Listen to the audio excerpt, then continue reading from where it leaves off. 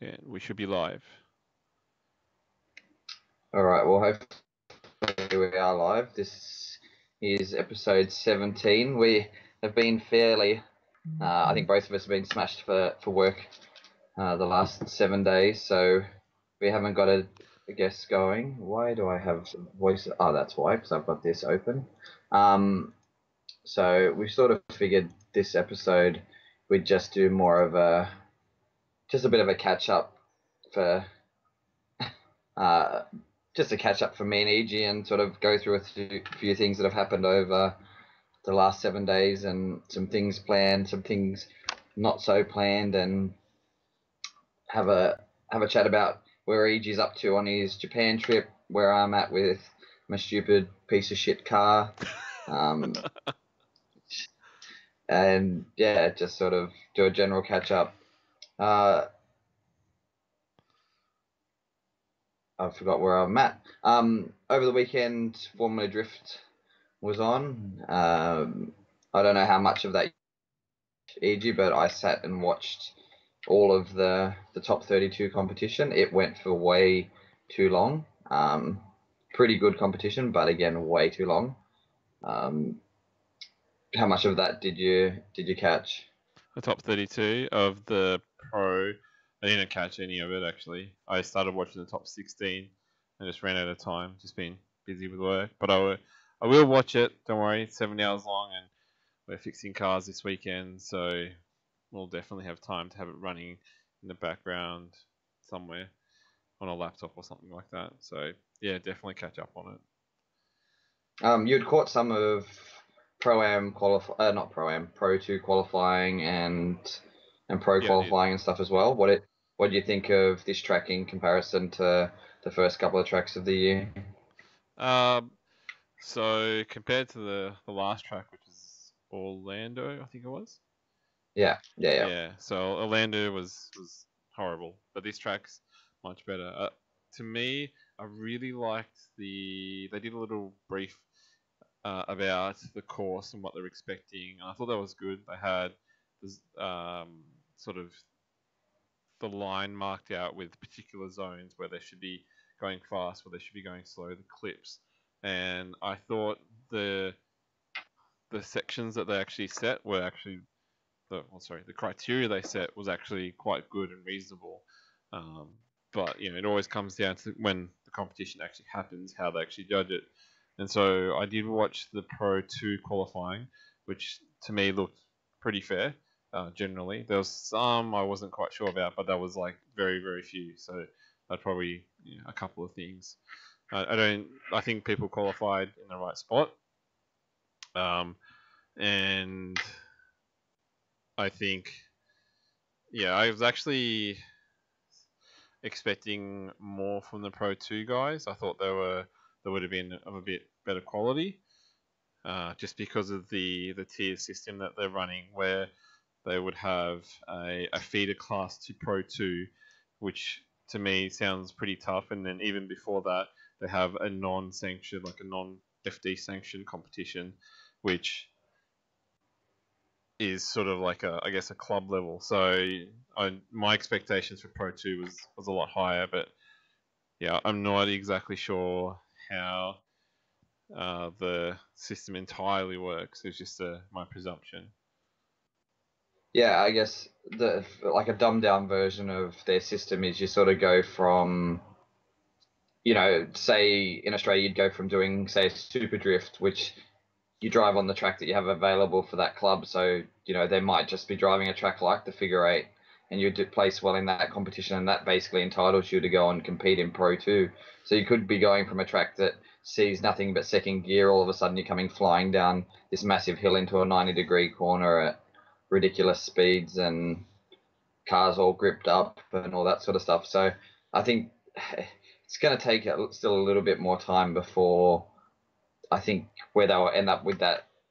I guess in somewhere like the US, you could do a more regionalized pro am series, I guess, where you did like East Coast, Central, and West Coast or something like that, or and cover Yes. more ground and more tracks or something. So that's what I thought the point of the the guys that are sanctioned to elevate people into Pro 2.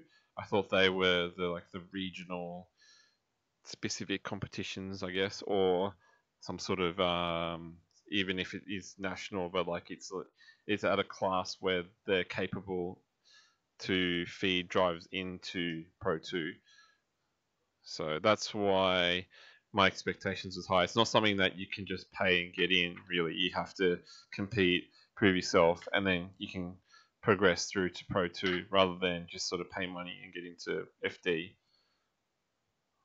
Yeah, but I guess at this stage, my understanding is that if you can petition into Pro 1, showing that you can basically show up with a cool car and have them fund to do a full season, you've got a strong chance of potentially getting in.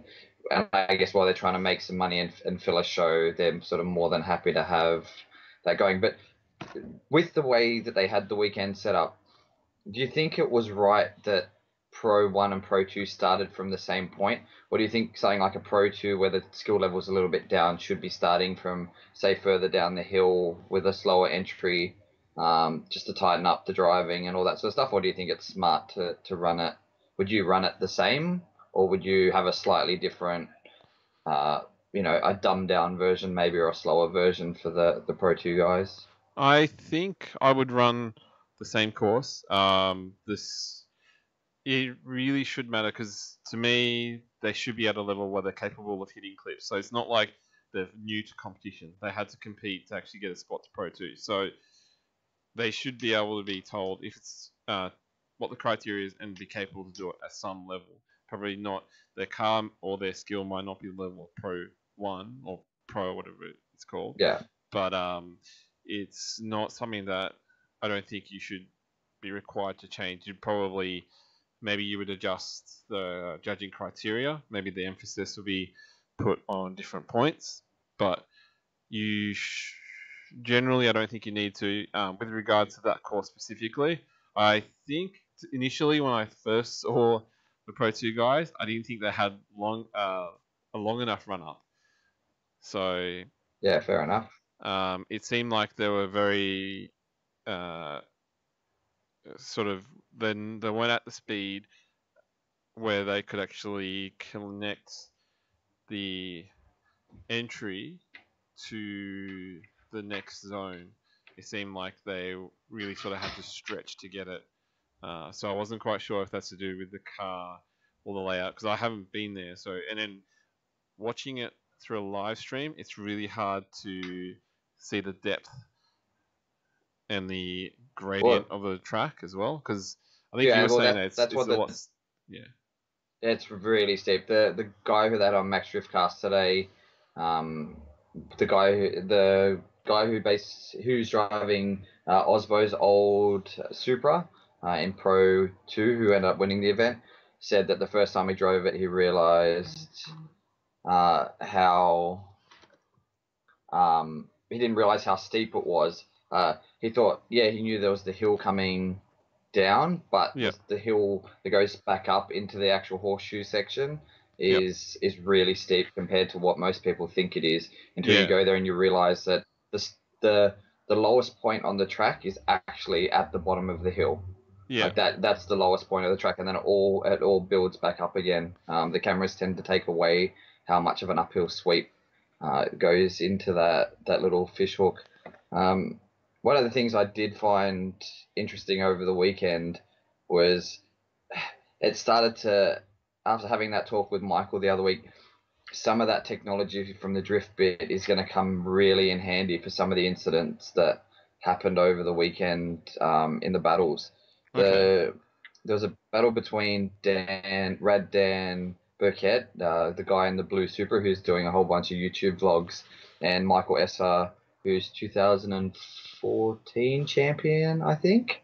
And I just felt like, Rad Dan did a bit of a funky entry and like dived right on the inside, sliding down the hill before the first inner clip. But I felt like Esser took ages to pick up on the throttle. And he got hit before he even got back on throttle, but I felt like he had gone past the point of being back on throttle. And that's a decel zone and all this sort of stuff. But if you're a chase driver and you're following a former champion, you sort of expect them to be that little bit quicker, have that little Yeah. bit more sort of snappiness to the way they drive, and then for him to be on handbrake for ages, and yeah, like the fault goes to the chase guy, but I would love to see the data on how slow he was before he actually had the intention of picking up throttle again. And not only that, I don't know if you watched any of Pro 2 battles, but Ryan Littoral, who was in the goldy coloured sort of 350 or 370, Yep.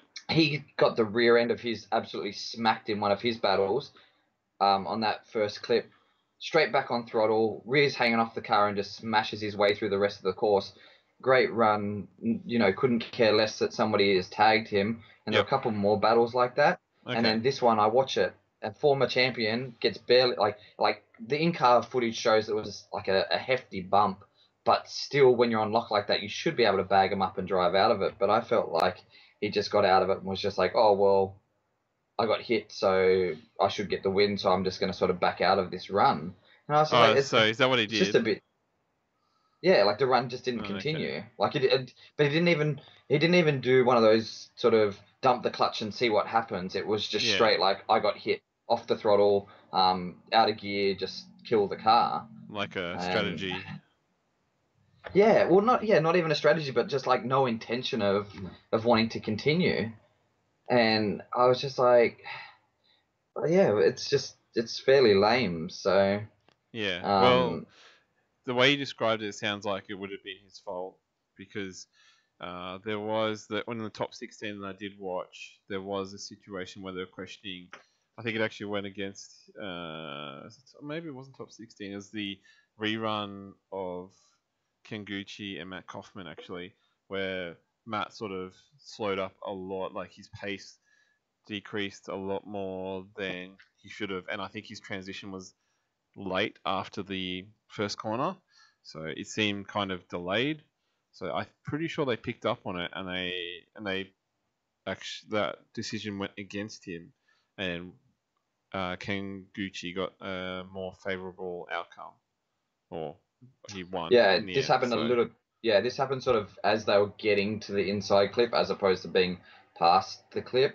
Okay. But yeah, I don't know. It would just be really interesting to have something like your drift bit in those cars. Yeah. Because they were using speed guns for a few years to try and stop those sort of situations. So they Yeah. put a set speed score in, but then they realized that it's not exactly ideal. But it would just be interesting to see what sort of big swings in speeds were changing, because some of it I look at it and it's like, man, you could get back on throttle and potentially drive out of that, and it makes it better. Like you're already going to be found a little bit more in favor, but shit, if you've just totally parked it after you've been bumped, it's a bit, I don't know, it's a little bit gay, and I'm sure there was a little bit more, I guess, maybe a little bit more to it. Like I did end up seeing the in-car, and the bump was significant. Yeah. But still, like, I don't know. The inner athlete in me goes, you never give up on it, even if it's in your favor to give up. Just finish just finish the run. Like, I think those guys play partly on strategy as well. Like a lot of the high-end motorsports, where if you get a bump, you try and take the foul and benefit from it.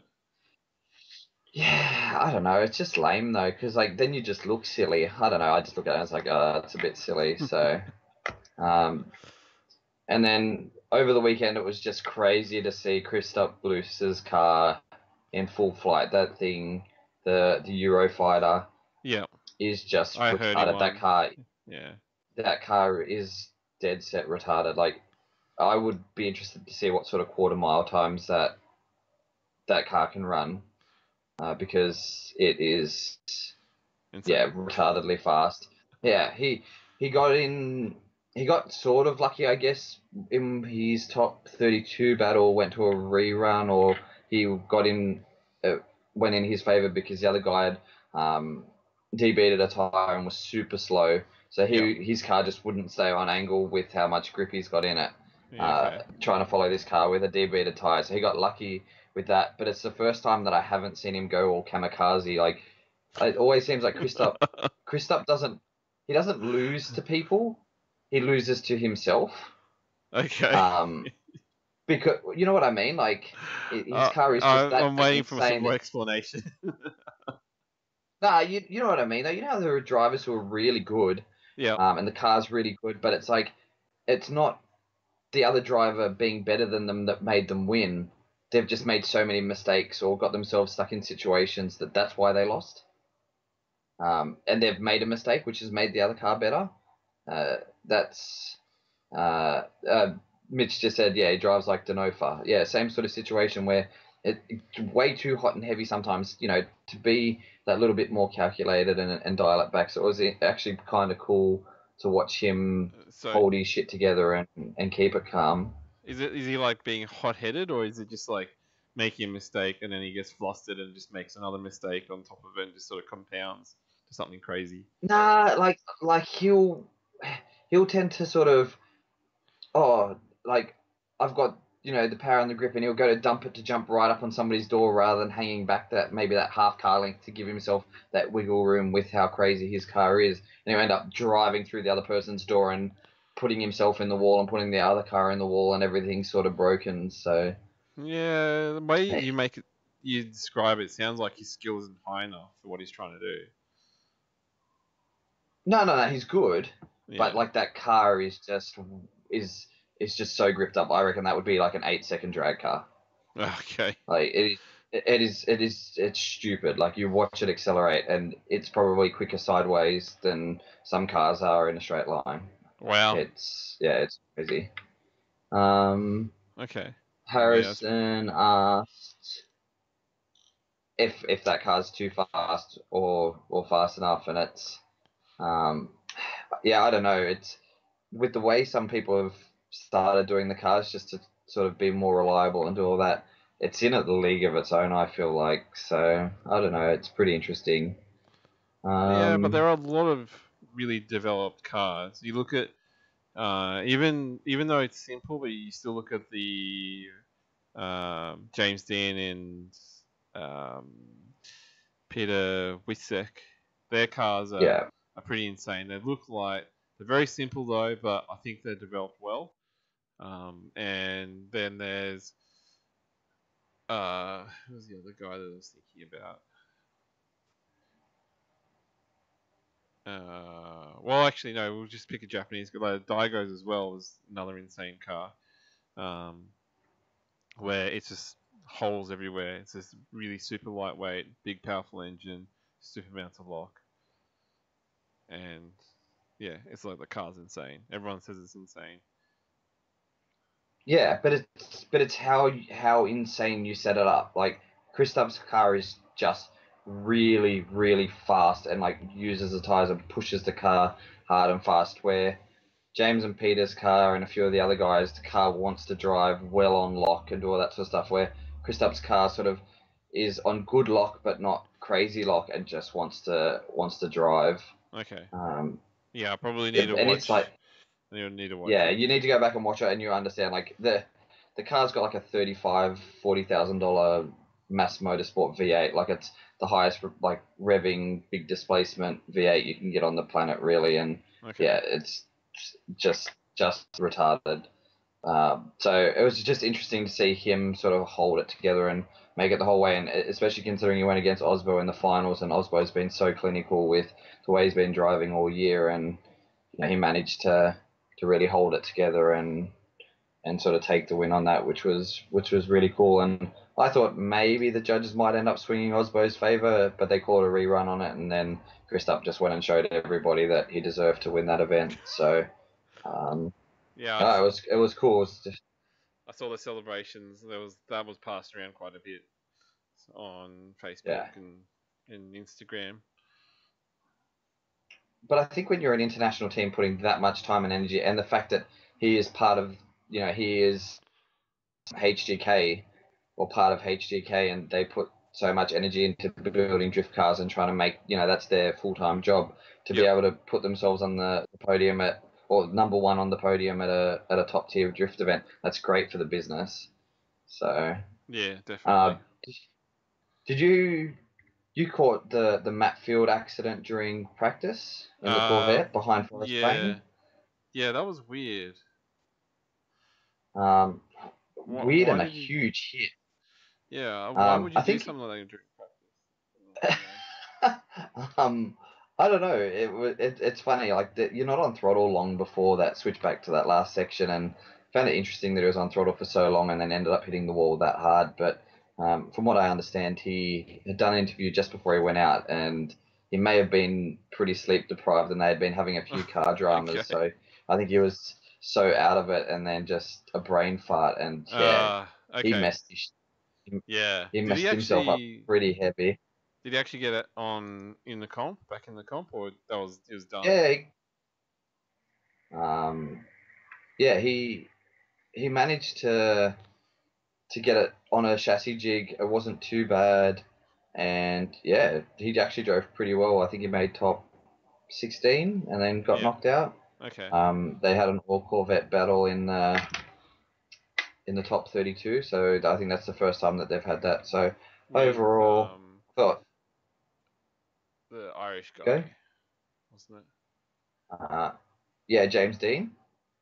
Oh, No, you're no. talking about Dean Kearney and Dean the Kearney. Viper. That's it. Yeah. Oh, it's Viper. Oh, it's a, yeah, never Yeah, mind. he's a Viper. The other guy's an American guy as well who drives um the other Corvette. Oh, okay. Yeah, the Viper actually looked like it was driving well this event, and then he made some mistakes, I'm pretty sure, and ended up hitting somebody on entry and just pushed him off the track, which was kind of funny to watch. Seemed like this event, I guess, because there's no walls to hit, even though a lot of people managed to hit that one wall. Seemed like people were really going that little bit deeper and not afraid to sort of to really send it. So yeah, when you get a chance to sit down and watch it, we'll debrief a little bit more. But yeah, overall, I thought it was a really cool event. It just went for way too long though. I think top 32 started at 6:30 our time, and I think it went through till around 12:30 daytime, 1 o'clock ish. Yeah. And that was only with maybe an hour break in the middle. It just yeah, it went long. Um, I just wish they would sort of prepare themselves a little bit better for the next battle, but I know they don't want people's tires sitting there getting cold and all that sort of stuff. Um, so I guess moving away from FD over the weekend, last round of D1 NZ. Yeah, I I didn't realize there's any. It was such a short championship. Although we're gonna finish now. yeah, it's 5 or 6 rounds, and they do it over the summer now. So I guess it started at Yeah. the end of the year, and you sort of forget that we're already 5 months into the Yeah, year, I which is know. We kind were of really almost scary. halfway through. Yeah, it was really quick. Like, The year went very quickly. yeah, it's scary to think like we even this like we're 17 episodes in and we started in February. It's scary to think how goddamn quickly this year is going. Yeah, I know. So did you catch much of D1 NZ? No, I just heard it was very wet, and they changed from a paid live stream to a free live stream, and that was it. So it was again. I was busy trying to prepare a car for an event last weekend, so I didn't get to Oh watch yeah, it. you're out doing your motor car. Yeah. Yep. Yeah, I followed it a little bit. I was religiously watching FD. Cole Armstrong backed up and won his second championship in a row. And Matty Hill, sadly, I think he got knocked out top 16 and yeah, ended up fourth for the season, which is a pretty good effort. And he went on. They are shipping the car back to Sydney to clean it up, and then it's going over to Japan Yeah, to do the rest of the season from round two of FD Japan, which is pretty cool. So that's coming I'm up thinking, soon. I'm pretty sure well, yeah, round one hasn't happened yet, I don't think. it's this month though. I'm pretty But sure. yeah, and they're not going to make it over there for that, as far as I'm Oh, aware. okay, But what we might, they're aiming for round two, so we might get okay. in contact with Maddie and see if Maddie wants to come on and have a chat. After doing his committing to 2 full seasons of D1 NZ, and then now going over to Japan, he is pushing himself, and yes, he's definitely got some good guys behind him helping make that happen. But uh, it's good to see the commitment and the amount of effort that he's putting in to make the program work. Because as much as he's got good backers, that's a lot of energy is coming from him to make that happen. So that's pretty cool to see. So we might try and grab him Yeah. on that. I didn't really rate the final round. I actually got quite frustrated at some of it and turned it Oh, off a little really? bit. Yeah, I don't know. Pukekohe for me, That's it's the just fast, very very fast entry. uh, And it's all yeah, like a bit of S's, isn't it? yeah, and a lot of people were just struggling to even make it around the corner. Yes, it had been patchy and a few things like that, but uh, everybody ends up tucked up on that funny inside line, uh, coming into the transition into the left hander, and yeah, I don't know. I didn't enjoy it. I didn't think the battles were close, and it sort of made me appreciate the rest of their season that were on slightly slower tracks with good door-to-door action, and what FD's trying to do with, and I guess D1 as well, trying to put, do tracks that are more suited to tighter driving now. That track just doesn't really promote super tight driving because it is so risky that if somebody bumps somebody, people are going to lose cars and all that sort of stuff. So yeah, I wasn't super excited by that final round. I was also sitting there trying to vinyl wrap my stupid car, and that was pissing me off as well. Well, Don't fight, that's all finishing, kids. isn't it? Don't. No, it's not finished. I still got to do the front and rear bar. So Yeah. Okay. I'm pretty over that. Um, your Japan trip. You're not too far away from that. Are you? Are you organised? I thought so. Missed out on a couple of things, so we're kind of struggling for hire cars at the moment. But that's yeah, not much has changed. So we've just been concentrating on other things. So just trying to get a few cars prepared for events coming up. Um, but yeah, nothing's really. I haven't even contacted Power Vehicles yet to let them know that we're coming. So I don't think those guys actually watch this show. So it, yeah, they won't even know if I mention it here. But Yeah. So yeah, your car's buried somewhere in one of the parking lots. hopefully, because when I was there last year, all the parking lots are full, and we actually parked um, out the front of the old Power Vehicles workshop. If everyone knows, or if people know where that is, and we kind of had to leave them there because all the car parks are full. So it's pretty full over there. I am surprised that they're storing so many cars at the moment, and they're actually owners for all of those cars because when I go during summer, the car park is full and it kind of doesn't really change and seems to increase. So I'm not sure if it just means that the parking's so cheap that people hold on to their cars and they'll just keep paying the parking fee for even if they don't drive it for years. I think Steve's one of those guys. Yeah, So just well, and do you think because cars are, Jai just said car prices are wild now, do you think yeah, people are holding onto them because they know they're expensive? If they ever have intention of going back, it's cheaper just to keep paying for storage than it is to risk having to buy a new car. yeah, it is pretty weird. So you can get some good deals sometimes and they pop up, but they sell so quickly. Power vehicles, I don't think have well.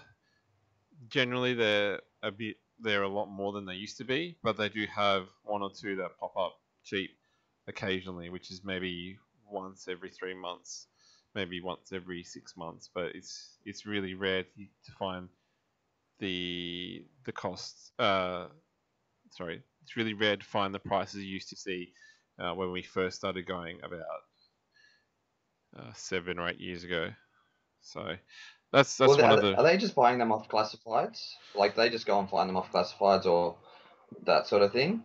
no, they find it. Oh, sorry. From what I understand, they find it from uh, just like a normal person. They go to auctions, they go to workshops, they go to personal, like private sellers, and they buy and source cars from there, and then they sell it on. So they will most of the time they do need to do some work on the car, and then they need to add their fees, so like a finder's fee, maybe a servicing fee, and then a support fee and the transport fee. Sometimes they do recover costs from if it did have vehicle registration, and then they'll reimburse you for that, or reduce the price of the car. But generally, most of the cars I've seen, they don't have any registration, so the chance of that happening is quite low. Yeah. Yeah. So the other thing is that because of this, when I say size, I mean the population of Japan is so huge in comparison to Australia or even some of the small countries, and there's people with money there.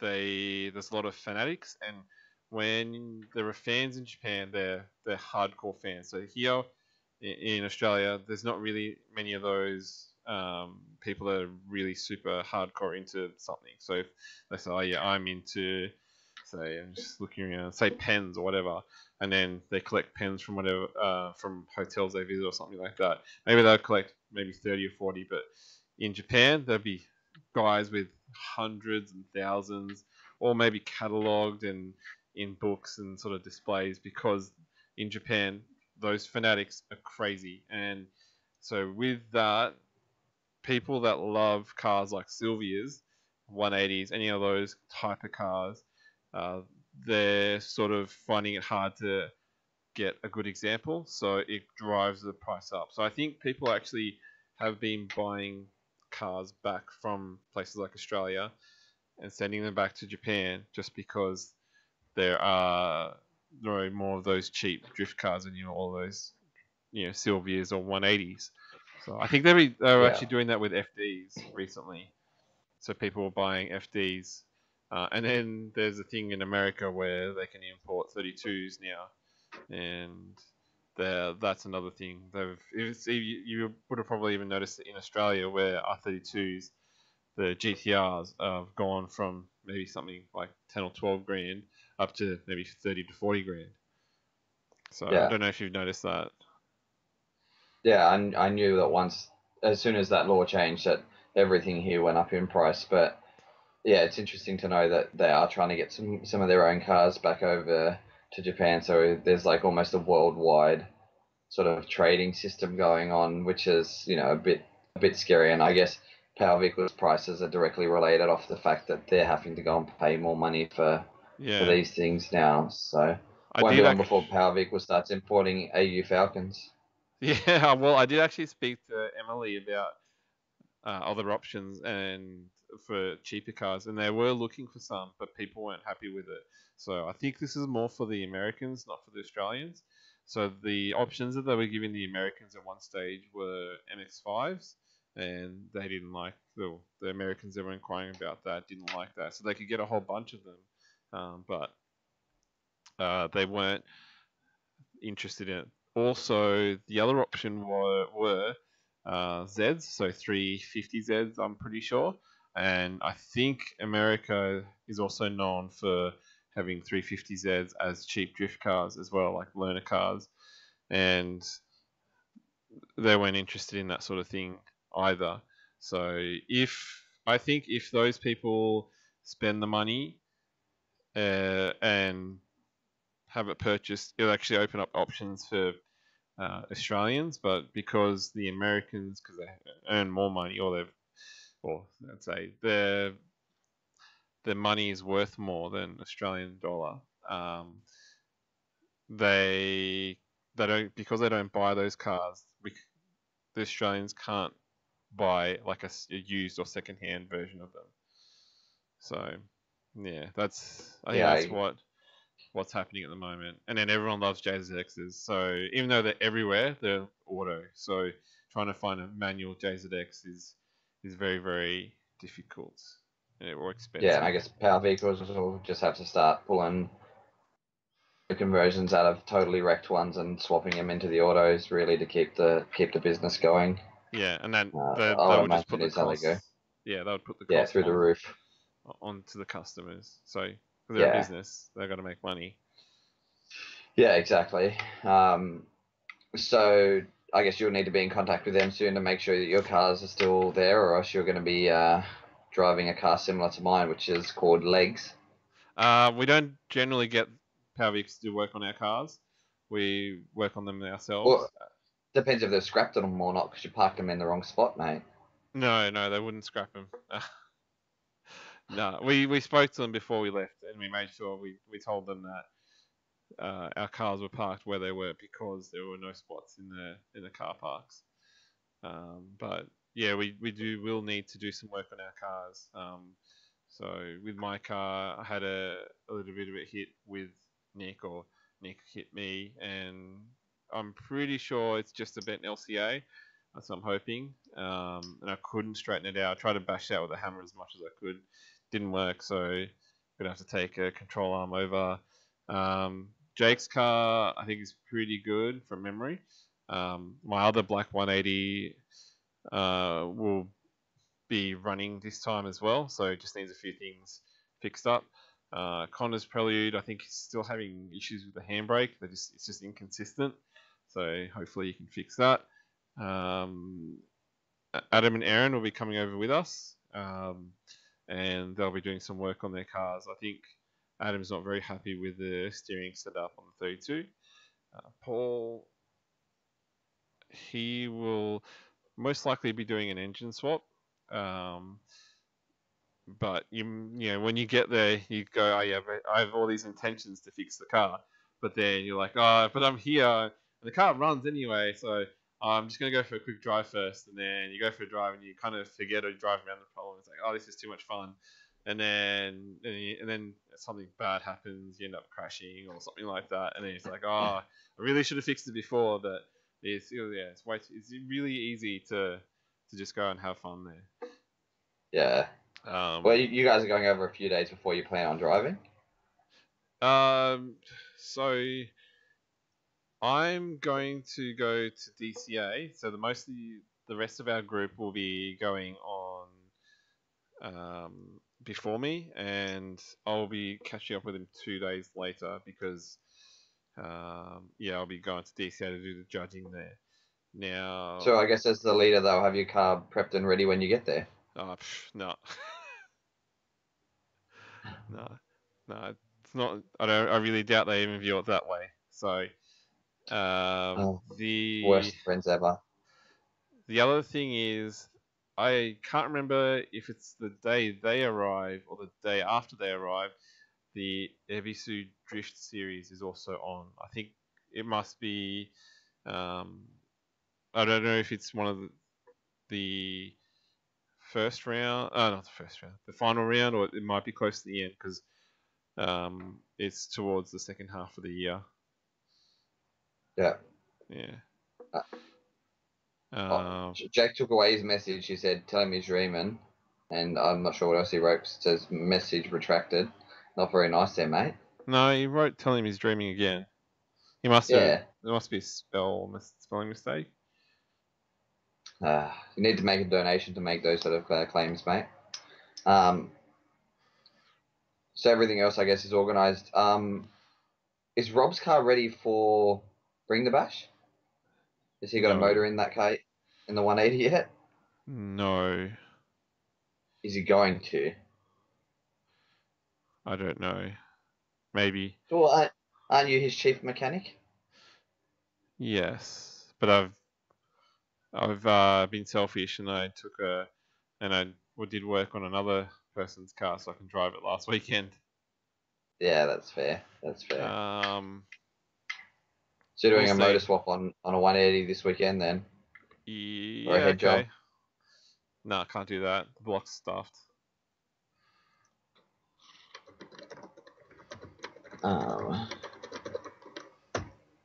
Warwick Hill is asking me how to comment. There should be a chat bar on the side, or if you're on your phone, there will be a chat bar down the bottom, and you just comment on there. If you're not logged onto YouTube, I'm not sure you can. I wonder what he's going to comment about. I don't know. He's got a little attitude on him, you know. Pro town Warwick Hill. Okay. Yeah, actually, that reminds me. Before I was thought we'd go over with FD because there Yeah. was an Australian there in the Pro Oh 2 yeah, there class. was. Yeah, Josh Robinson, but he got knocked out by a girl. I'm pretty sure. Did you watch that? I Or think he he knocked knocked himself. himself out. Well, he I'm knocked pretty sure. himself out. Well, So okay. We should no, we shouldn't say it like that because that's quite not quite fair on Kelsey. Kelsey did two pretty good laps, yeah, but Josh did a mental flick, which was pretty cool, but he he went off. went flying off the Yeah. track. He was just going. He initiated just a fraction too late, um, and yeah, threw himself off the track. Yeah, I don't want it to sound like Kelsey is a solid driver, so she did well. It's a shame that they couldn't do a clean battle. Um, Yeah, but definitely. again, like back to the Pro Tour rules, like they're only allowed to run 255s, and they're on a minimum weight class. And I'm pretty sure Josh is well above that, and he'd be allowed to run on like, I think if he ran pro, he would be allowed to run like a 305 tire or Okay. something like that. Just without any So added weights and stuff.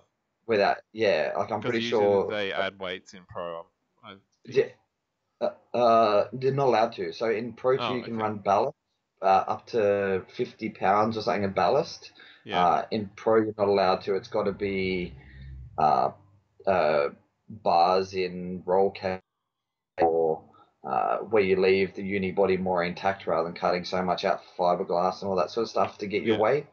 Uh, but I'm pretty sure Josh's car is not running any ballast or anything like that to run Pro 2, and he's well and truly in the weight above the weight that they need to be to run Pro 2. So he's running a fairly small tire compared to what guys on S chassis are running, and they're running a 255 bang on the weight class that they all have to be at. So Yep.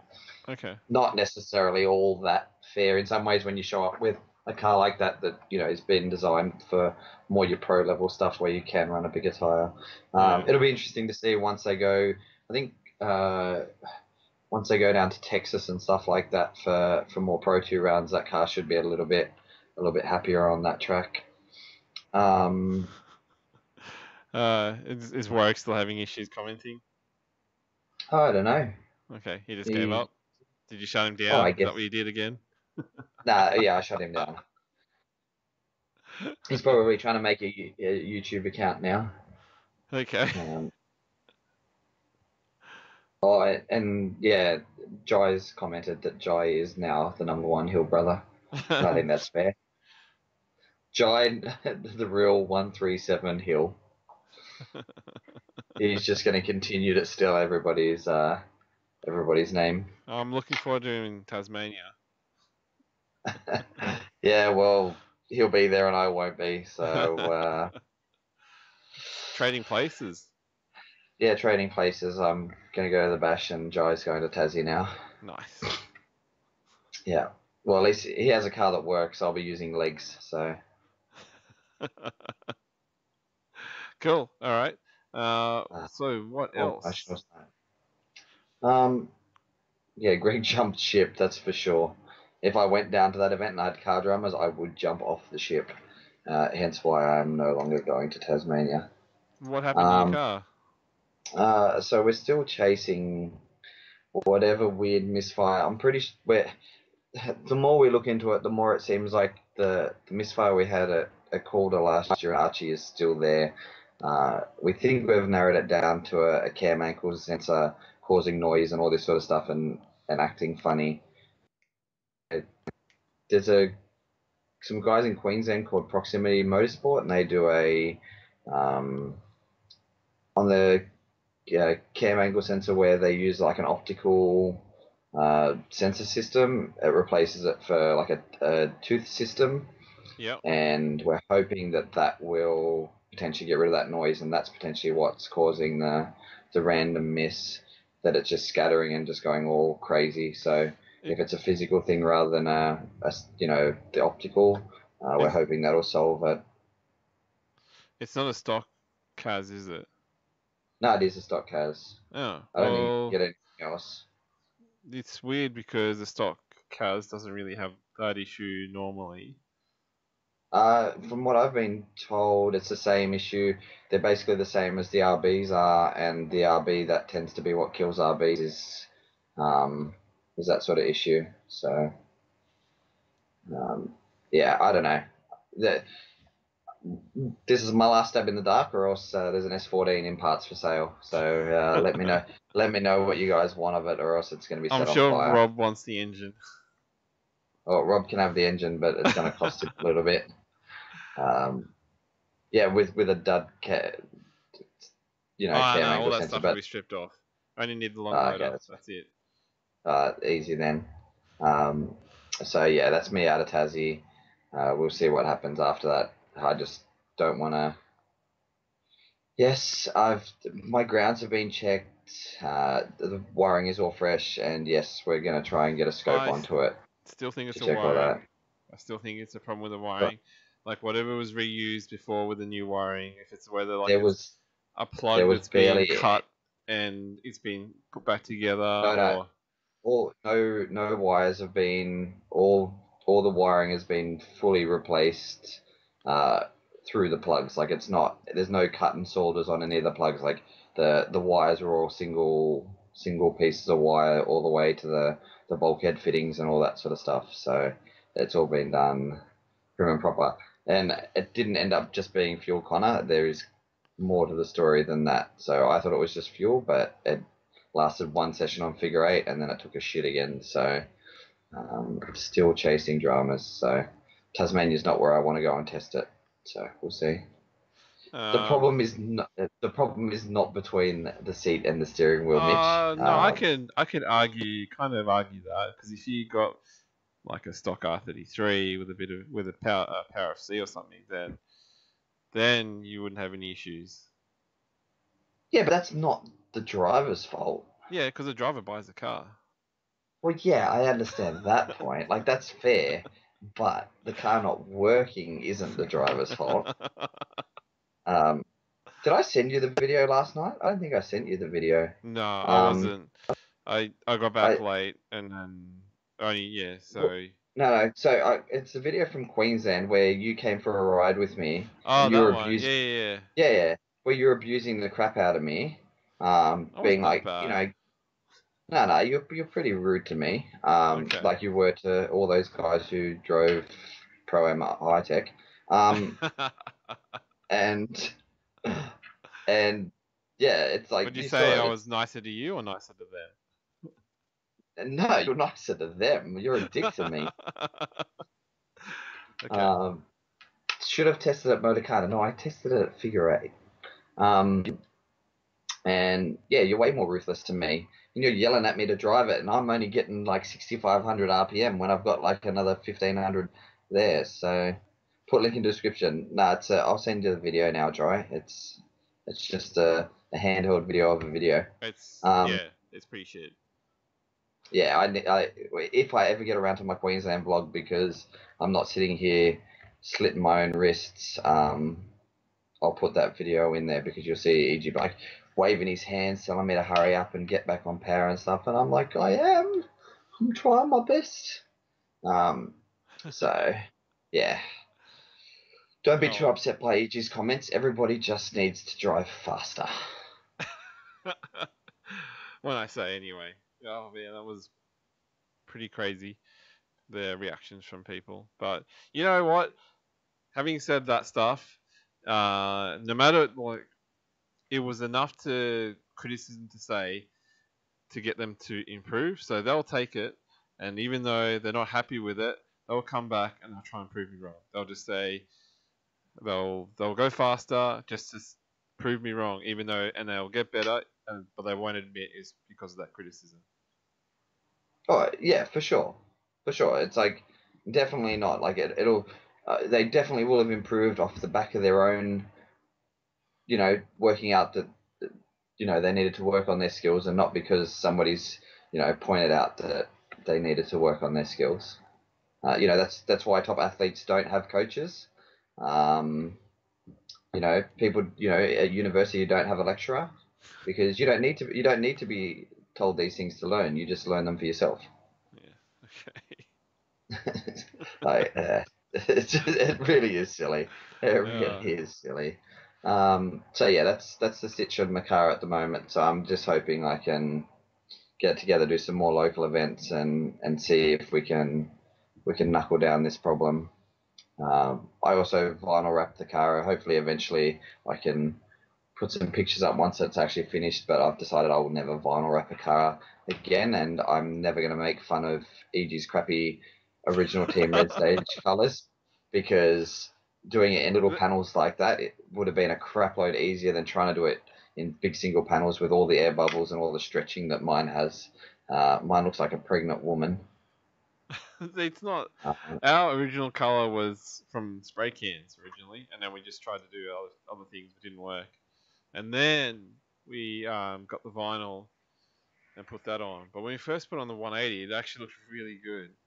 And then from there, it started to get beat up, and we just started patching. When we started patching, we only put sections on there. So originally the pieces were actually quite big, but you can't stretch that vinyl.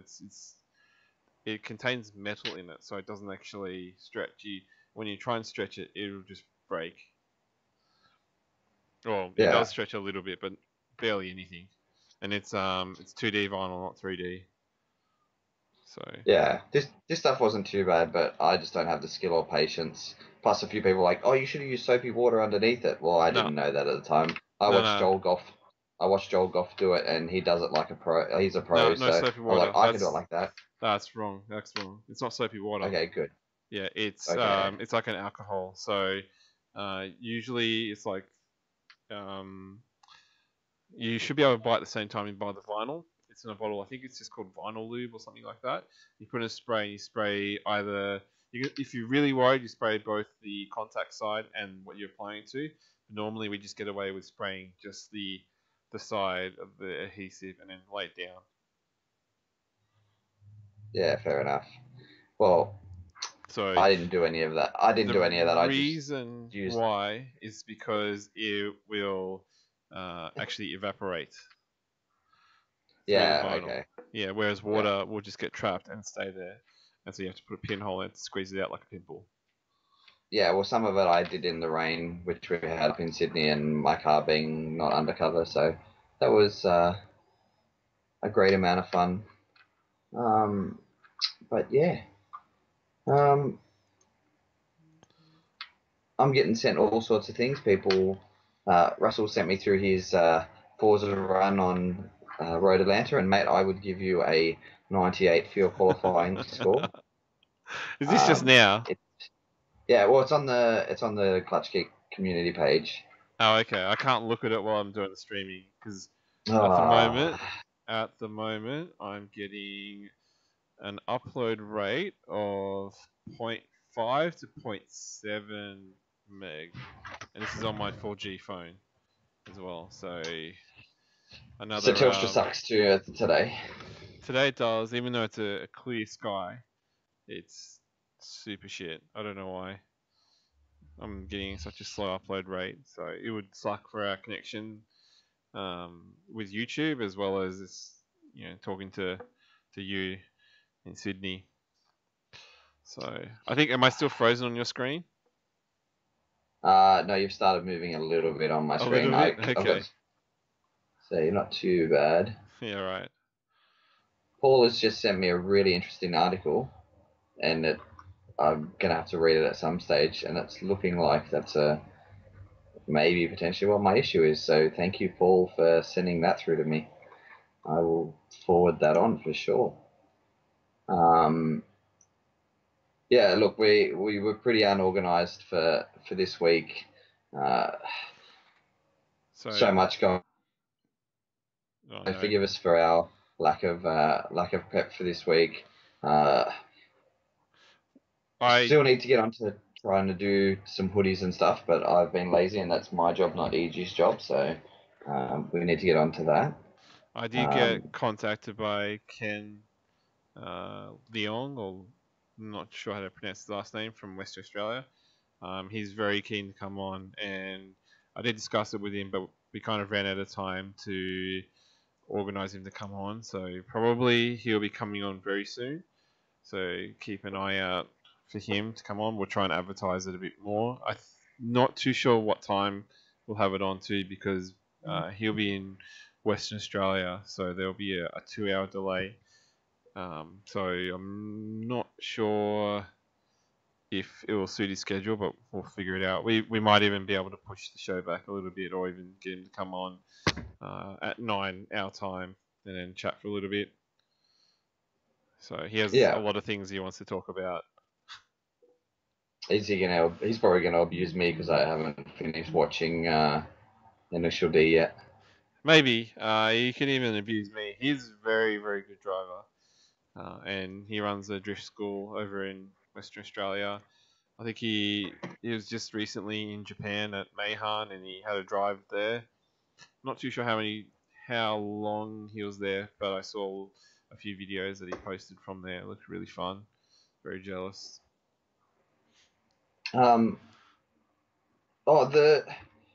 Speaking of Meihan, the West Japan guys, I'm not sure who they are exactly, but they've got I've got them on Facebook and all the experiencing going where you can drive some more of the, not more obscure, but the harder to get to tracks in Japan. What do you think of that sort of deal? Do you think it's something that's worth it for people who don't have much in the way of experience being able to to sort of get to those tracks and be able to drive those tracks? Is that the one that we spoke about once where they would give you a package, there's 3 tiers in their package? Yeah. So that's pretty cool. It does give you the opportunity to drive some of the tracks. Hopefully the cost, well, I can't imagine the cost to be the same for every track, but probably need to contact them. The price seems pretty reasonable, especially if you don't have to do anything. But if you're capable of doing your own sort of group trip, then you could do it for a bit cheaper. So that's what are they called? West Japan? I'm not sure. I can't really search for anything because I'm pretty sure if I try and search for anything now, then it'll all just take a shit. Yeah. It's like West Japan Drift or West JP Drift, and they're doing some. Yeah, they've got some stuff going on with being able to drive Byoku, Meihan, I think some other places. So if you are looking at doing a Japan trip, have a look at those guys. Yeah, they've had a few deals come up in the last couple of weeks where I was like, oh, that's pretty cool, rather than just doing the standard going to Ebisu. Don't underestimate Ebisu. Oh no, of course not. But if you're doing, say, you're over there for a holiday, do some more travel, and you happen to be coming across those tracks and those dates sort of fit in with you, great opportunity to drive some iconic tracks you wouldn't normally get to venture to unless you try and go through the effort of getting a car and doing all that sort of crazy stuff. Yeah, the accessibility of those tracks is a lot more difficult than it is Ebisu. Because power vehicles and a lot of foreigners go to Ebisu, it's a lot easier to access like a hire day or a ride, like being able to borrow someone's car, rent someone's car, as opposed to Meihan and Bihoku. And Bihoku's a lot further west again. Meihan's not that far from Osaka, so it kind of makes it a bit easy. Whereas Bihoku, you have to, or you could drive there from Osaka, but there's really nothing around there. So, but yeah, you do have that opportunity that they're giving you at their price. So, the Bihoku does have more than one track, but it's not like Ebisu, so you'll get more experience from Ebisu than the tracks that are available through that group or whatever you'd call it. But everybody's done that, so everyone can write on that they've been to Ebisu and they've done that drift weekend. Where if you go to the more obscure tracks, it looks way cooler on Facebook, right? It does look cooler, and it is cool. Uh, I haven't driven on there. I've been for rides in Mayhan. I've actually the other track I think is Suzuka Twin, because that's just on the other side of the mountains. So it's probably that as well. That's cool. That's two tracks, but they normally every time I've gone there, they've always run on the the sort of normal FD D1 track. So I'm not too sure if you can actually hire the other track or not, but that's what they normally run. Yeah, after driving years of R Factor and downloading so many of those tracks, man, if I ever won Lotto, I would go to Japan for a year and just, or 9 months before the weather, between the crappy weather, and just get a car and trailer or a car and a truck with a flatbed and just go and drive so many of those little tracks, because there is so many of those cool little ones everywhere Yeah, that aren't normally accessible. So the fact that those guys are sort of offering, you know, I'm sure it's expensive for the amount of laps that you end up doing, but again, to say you've been able to drive them, you can't come out, Japanese guys or nobody can really come out to Australia without it being pre-organized and just show up to, yeah, that's you right. know, Wakefield and get to drive it without, with no car or anything like that. The only place you can do it is go up to Archie, and that's it. Everything else, you've got no accessibility. So to be able to go to Japan and do some more of those iconic tracks is Yeah, pretty cool. I don't think there have been many people. I know. So most recently it would have been Jake Katz sent his car over to Japan, as well as Ken's group of friends. I think they went over to Mayhan. The only other sort of person that I know that has done something similar is Aussie, Paul Austin and Yeah. Stewie. They went over and bought a registered car there, and then they drove it to different courses and drifted them, uh, as well as maybe some street light inspections. I have a feeling, but I don't think they're posted anyway. Yeah, well, you know, I'm sure there's plenty of people in Japan who can check street lamps. So, uh, you know, It's they're pretty probably bad when you get busted. yeah. Yeah. So I there was a guy, so a friend's friend who's Japanese. He went to jail, so they Ah, locked him up for 3 months or something.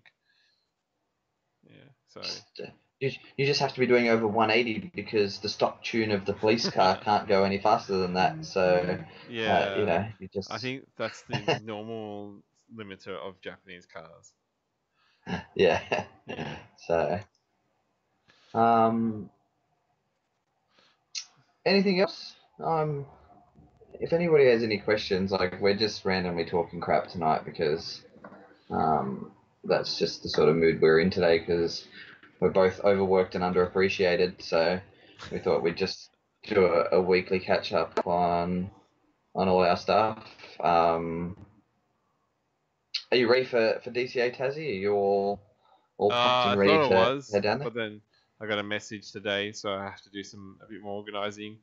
Um, I don't think those guys are watching the stream because they sent me a message asking how I was going, but obviously they're not watching the stream. Bloody rude, Luke. Oh, well, he'll probably listen to it at some stage and then abuse us both. So, Probably. um, Really looking forward to the yeah, clutch slip coming out. Episode 3, I think, was it? The clutch slip? Or was it yeah. 4? Well, he I spoke to Luke the other day and he told me he was going to catch up on some of it on his drive down to Coffs Harbour to Origin, and yeah, I don't know if he actually ended up listening to any of it. And Mitch has just said he's here listening, so yeah. But we know we can say anything for you, Mitch, and you're not going to throw us under the bus or threaten to kick us in the dick or anything like that. So um, Yeah. so it's not. So yeah. Otherwise, it looks like it'll be a good event. Yeah, I really like going down to Tasmania. It's cool. I It's feel. Have you done a winter there yet, though?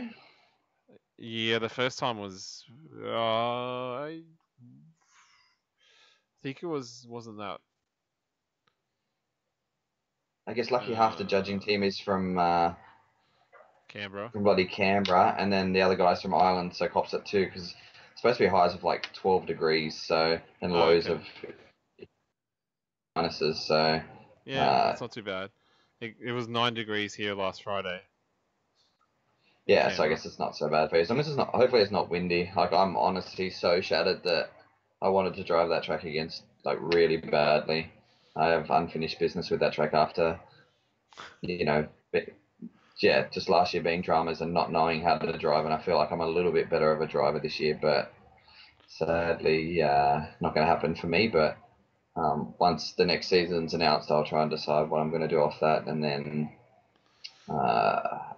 hopefully I would love to line it up with a Baskerville event. I'd like to keep the car down there for a couple of weeks, fly back and do a Basky event before I brought it Yeah. home.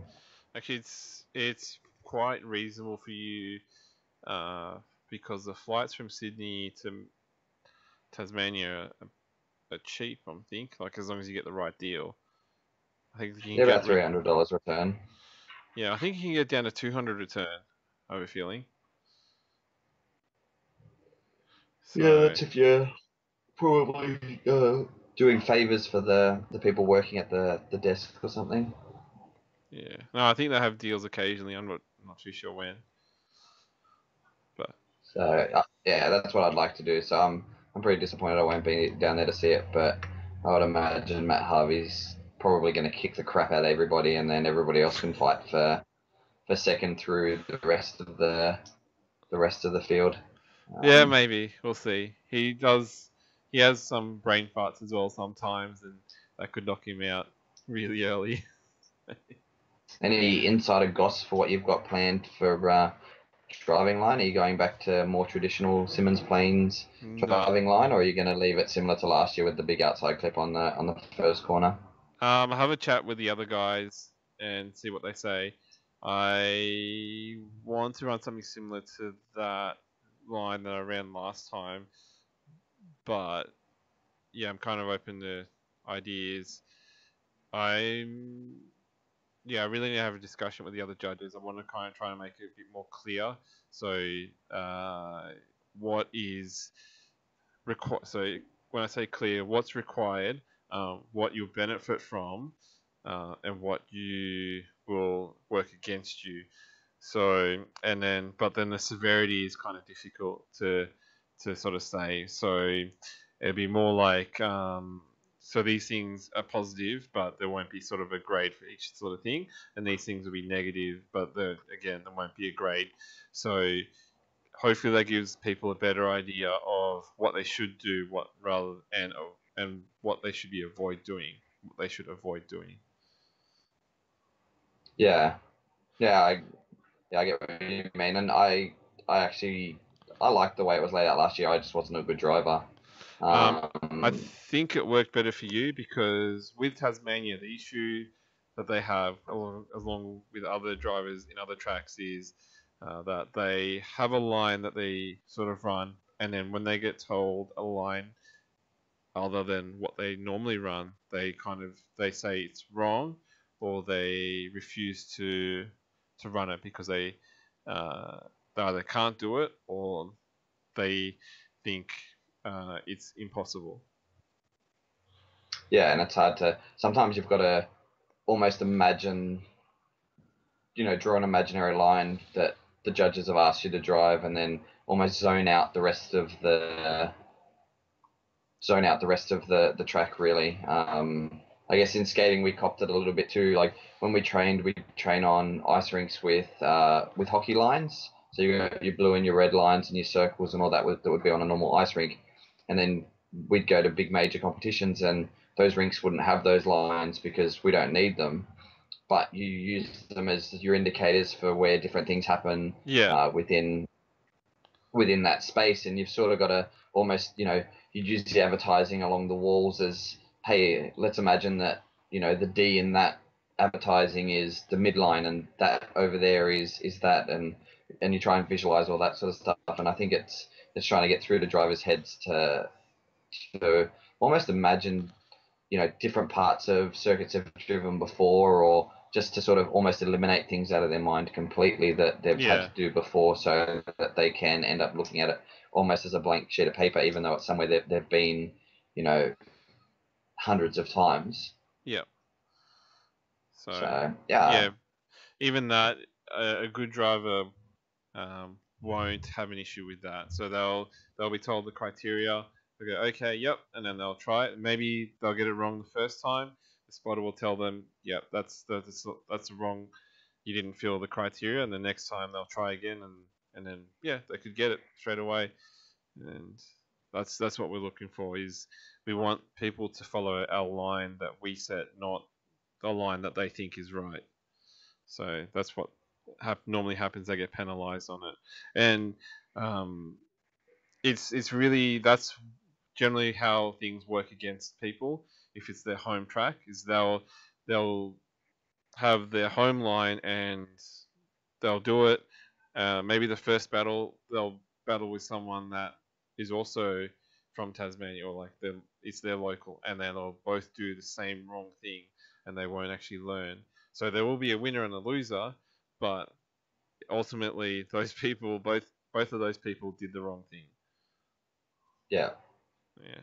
Yeah, and it hurts them when, say, actually verse guys who have started listening to the criteria, even though they might be on their door, but they're completely offline in their lead run, and that's enough to Yeah. cost them a victory. That's right. Yes. Yeah. So Yeah, I guess that's coming up, and you're going to freeze your bum off down there. Are you yep. guys going to be sitting in the tower? Or are you going to be down there on the outside of turn 2, turn 3?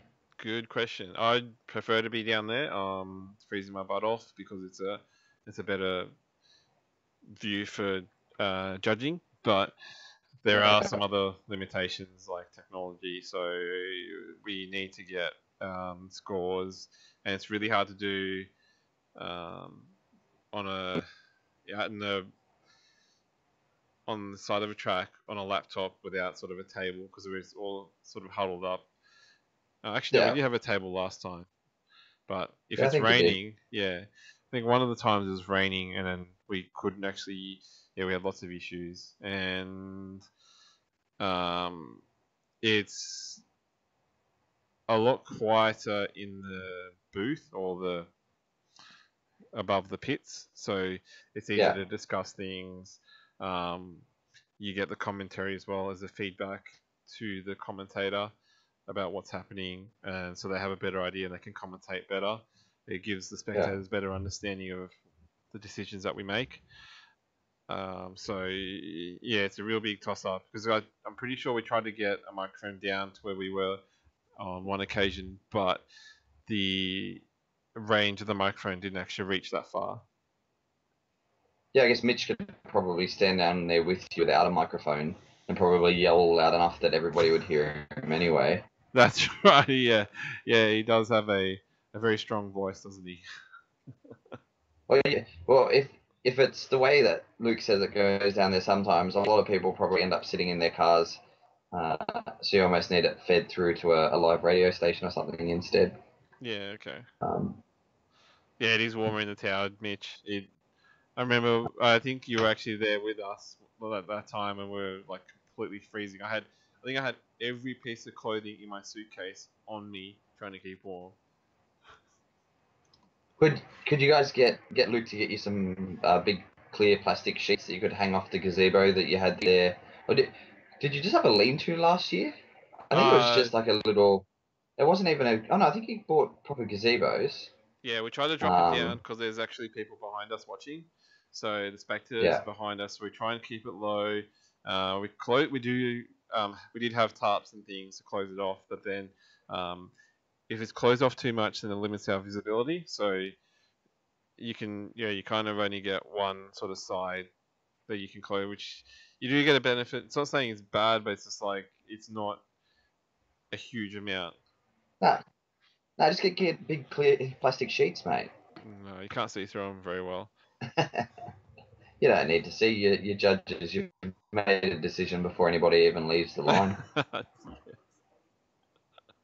So Oh, hey, that's what the rumors say. when you're down Yeah. there, considering like sadly I won't be there now. Can you live stream yourself during practice, talking, and that way we can like all be upset at you then too?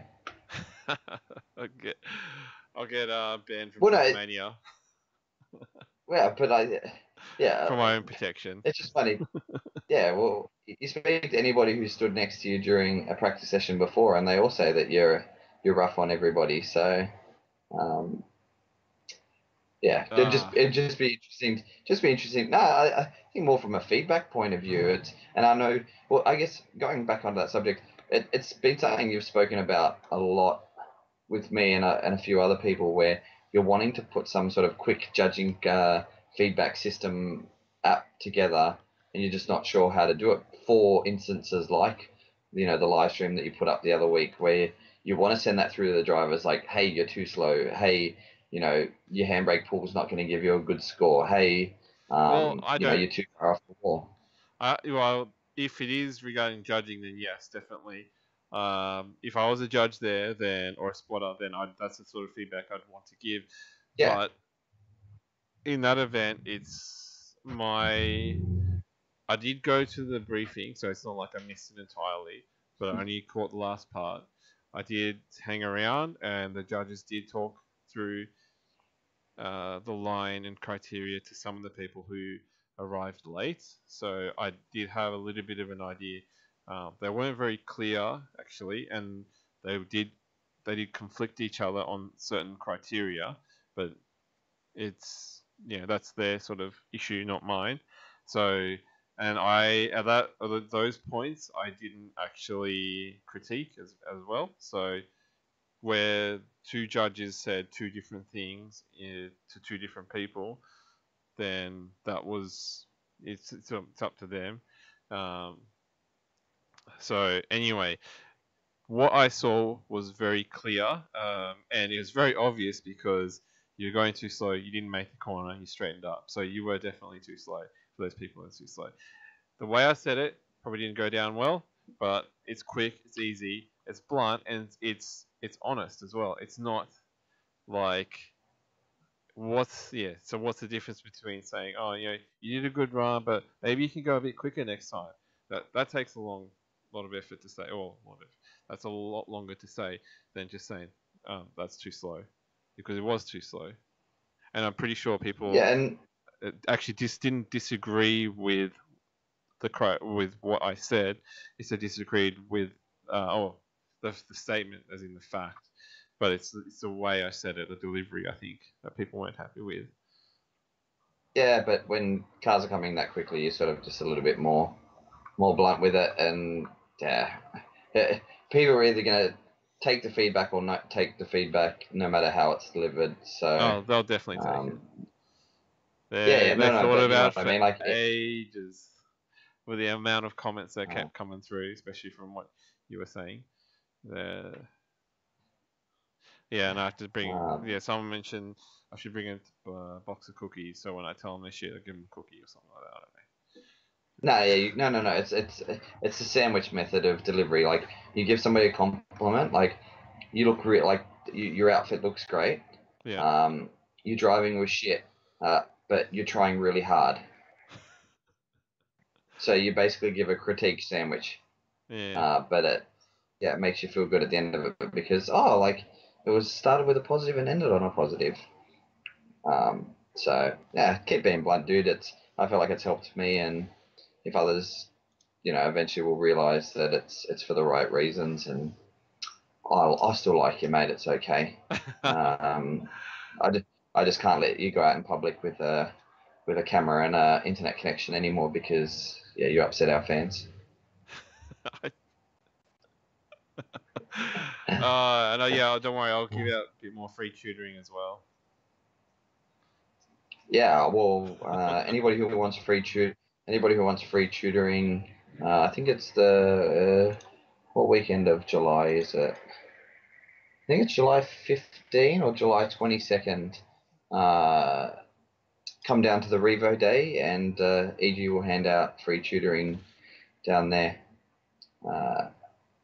Maybe we can get him a megaphone, and he can yell at people from the No, pit wall as they I drive meant to past. actually go up to them. Like I have to go up to them out of my own cost and say, hey, this is what you can improve Nah, nah, nah, on, and then I'll try this nah, out. nah, nah, nah. I'm gonna get you a megaphone, and I just want you to scream out like no more than three word phrases. Yeah, because that's good because that gives you a that was shit. Like, um, yeah, yeah. I think three word phrases is good enough. Yeah, I'm I pretty think sure that's the how we should. expectation was that I give out decent advice in person. I've got to go see the drivers and say, hey, you should try this out or whatever, and bring a cookie just to make them feel good. I guess it's hard because you have a strong reputation from not as a reputation from being a dick, but a strong reputation Yeah, I in do. yeah. Well, Don't you have worry, that too everyone calls now. me a dick, but But you have a strong reputation with giving good, strong, constructive feedback, and like you don't you don't beat around the bush with it. So people are looking who end up knowing you want your feedback because it is concise and it's straight, and if you can do it, um, all that sort of stuff. But yeah, people just don't necessarily love. Yeah, people just don't necessarily love being told that what they're doing isn't right. But at the end of the day, for the greater good of the sport, we all need to start being better drivers. So yeah, like we shouldn't nitpick too much on looking negative. But at the end of the day, if anybody, even if one driver in this country or a couple of drivers in this country have any aspirations of going overseas and being, world dominant or anything like that, you've got to take that criteria, like that criticism, and use it yeah, to fuel yourself. Because if we stay static, then Australian drifting will always be where it is with a handful of guys who are amazing drivers, and then everybody else sort of just being mediocre, and that's it. So yeah. um, Some people take it well. Like Ben Meir takes it really well. His takes it like such a champ. All the yeah, criticism that I give him, yeah, and then he steps up sometimes. yeah, but we all try, and anybody who has that level of respect to what you have to say, we'll give it a crack. So we'll wait and see what happens. Are you going down to round two of High Tech down at Winton to have a spectate, EG? When is it on? I don't really know. Maybe depends who goes. It's pretty far, but maybe I'm not welcome there anymore. No idea. Yeah, you It haven't got sounds any like abusive. it. It sounds like You haven't been it's given any abusive calls from the administration of the series, so you should be okay. maybe I don't answer calls that I don't know. So Maybe you have been. yeah, maybe. Uh, Um, huh. yeah. So anyway, I might not be welcome there. So I could drive 4.5 hours down there and then be told to turn around and go home. So, or not being allowed entry anyway, at least. Yeah. So we'll see how that happens. But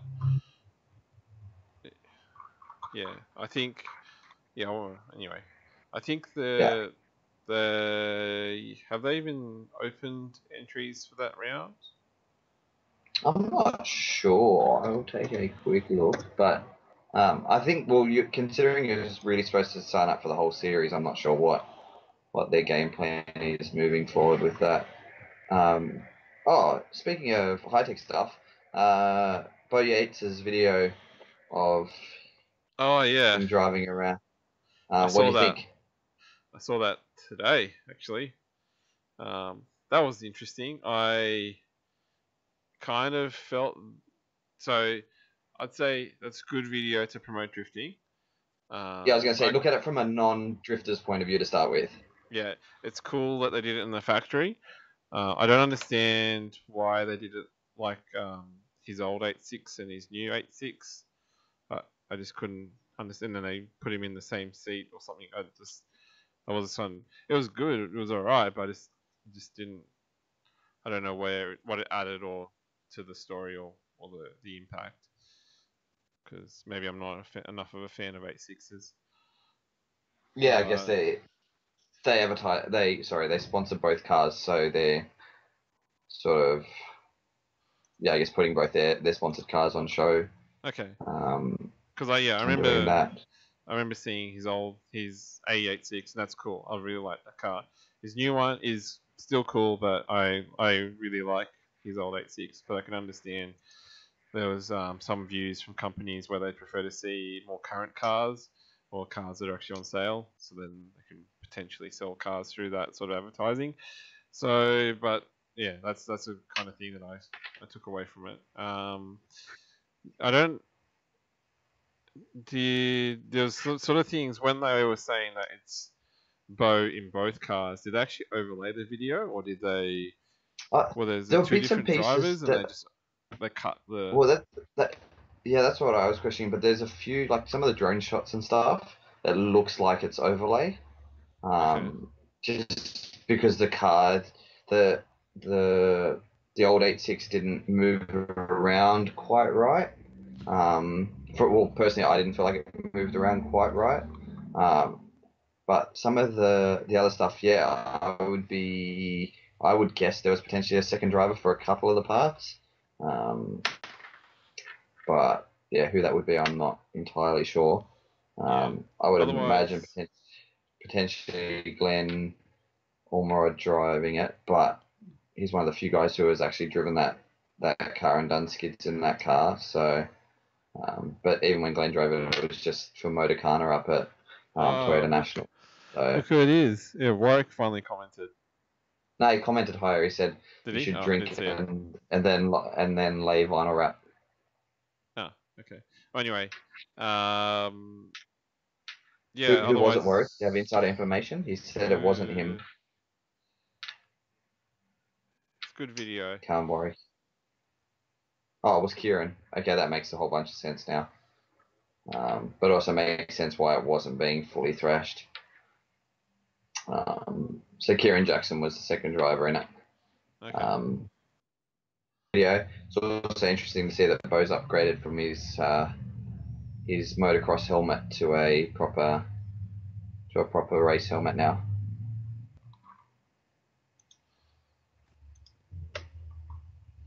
Yeah. Okay.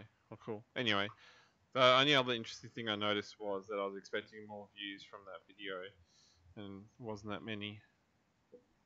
Yeah, Thought it. well, I don't know if it ended up on Toyota Australia's page or anything. I know Bo put up on his page, but Yeah, I saw it get um, shared around a lot, which is cool. But I was expecting to see like one of those videos that takes off. Like, yeah. So the video had a feel similar to the old or even current Ken Block type videos, and maybe people saw it as a copy and went, "Oh, they're just trying to copy his style," and it's yeah, not. and it was similar to the Luke Think Better Than Ken Block video too. So Yeah. just So just yeah, two slightly it's different budgets. yeah is yeah it looked like a lot of money. I was actually surprised they let him do it in the Toyota plant. Is it closed or something? Like it looks like he left a lot of marks there. Mitch is trying to have a dig at us too, I'm sure, in this comment, because it's a YouTube vid and not a Facebook vid. People have to leave Facebook app to view it. The problem with just doing Facebook videos is that even when we went back and looked at our live stream, we had over 1,000 views or something, 1,000 views, and our average view time was like 5 to 10 seconds. So you're not actually getting any value from those views that you're getting from Facebook anyway. If people genuinely want to watch it, they'll make their way through and watch it somewhere else. And yeah, they're saying that the factory is definitely closed. Okay, So that's why they can leave so many marks on there. Yeah, it's pretty cool. it's a polished floor anyway. I can't imagine the skid marks would be awful to get off a polished floor anyway, right? You just polish them out. I have no idea. Don't know. Never had to do it before. I just had to clean up oil off concrete, and then I just use acid. It's the best thing. Yeah.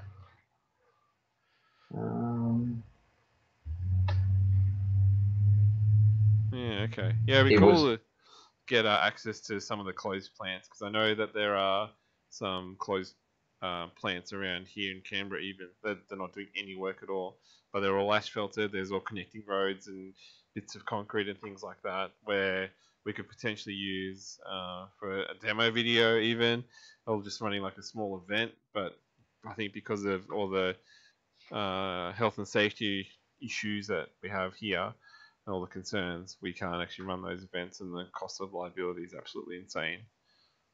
But normally, if you a few of the places, if you tell them you're making a TV commercial or something, they tend to be okay with it because then it's just stunt driving. But if you tell them you're running an event, then it becomes an issue. So yeah, maybe. Yeah.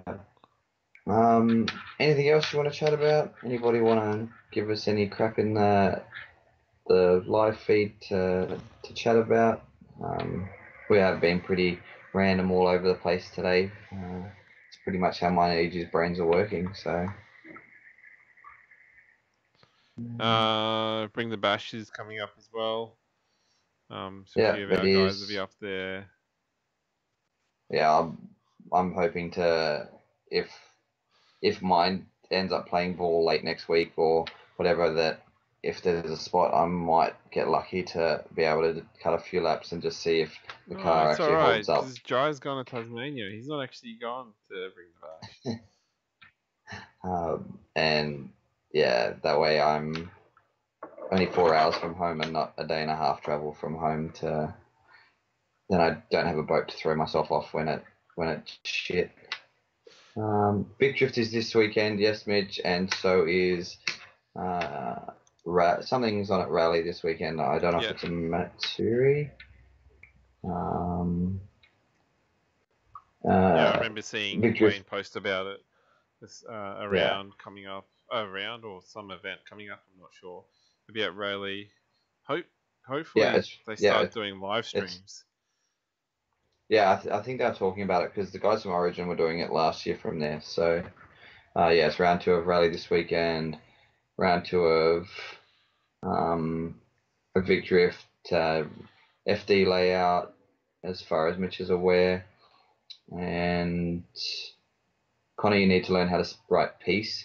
No, he cannot spell, and it's actually coming bad because I've gotten used to it, so I can't actually see sometimes when the spelling's wrong. Oh, that's not so good. But yes, North Korea and South Korea. Is he'll write the same word, but he'll write 2 different ways because he doesn't know which word is the right spelling. Yeah, which word has the right spelling. So he would just write both of them in different ways, and you'll never know. Oh, okay. Okay, yes, Connor, that's spell corrected. You haven't spelt it wrong. You've used the wrong version of the word.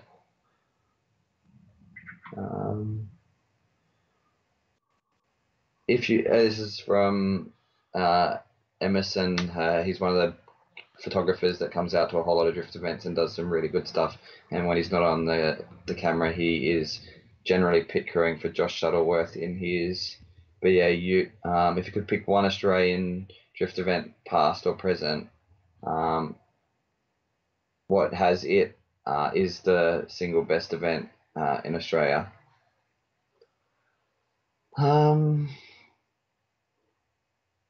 Depends on which context you're asking from. If you're just asking pure drifting from a driver's point of view, Queensland Matsuri had to be the best event that I've driven so far, from just hang out with mates, so relaxed, so much time to sort of come on and off the track and not have to really stress about anything.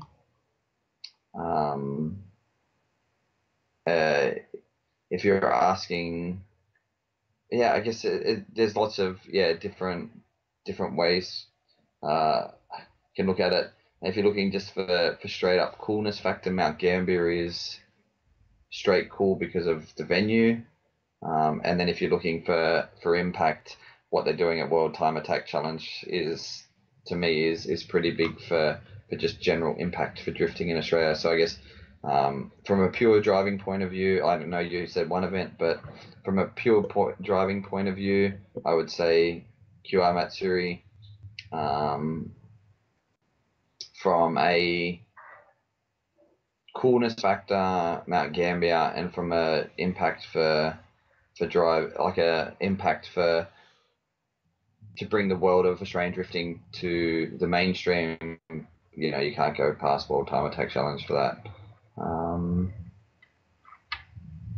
Yeah, Mitch, you are right. Mitch just said that the final round of DCA last year with tandems sparking off the walls in the rain and all that sort of stuff, that is some of the best tandem driving that I've ever seen in this country. Yeah, I guess it depends on what Emerson's question, what you mean exactly. The best event, single event. Yeah, there's many reasons to call it the best event. The tandem driving at a DCA final round last year was amazing, and it's a shame that there's not enough or any video of that whole event and how crazy stuff got there.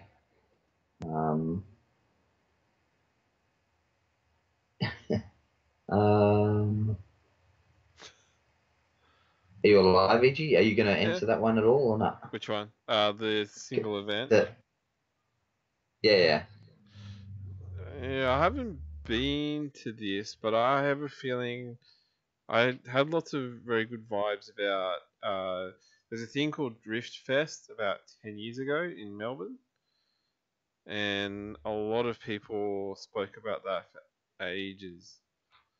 And the style of, like, the vibe of that as well was pretty crazy. So I don't know, but I didn't go to that, so I don't really know what it was like.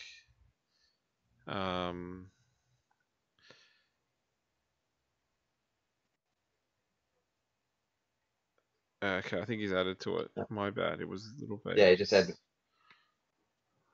pure enjoyment in terms of event. But are you talking from a driver's point of view or from a spectator's point of view? Yeah, totally different vibes from both sides. Yeah, it'd be a toss up for me if it's one I've been to. Big toss up between Mount Gambier because that's really fun, and I liked QR as well. I think a lot of people say that it was better before when around the time it first started, or maybe a few years ago. Because I remember Kumar said I should go up to that event because they said the vibe was so good, and then other people were saying that it's kind of changed recently. The October event's better, but yeah, I don't really know enough about the October side of things and what it was like a few years ago. So yeah, that's what I would say. Yeah. And then Warwick Hill has asked, will we see EG compete on semis like World Time Attack? Pinch of one of the DCA entries. I would need a different car, I think.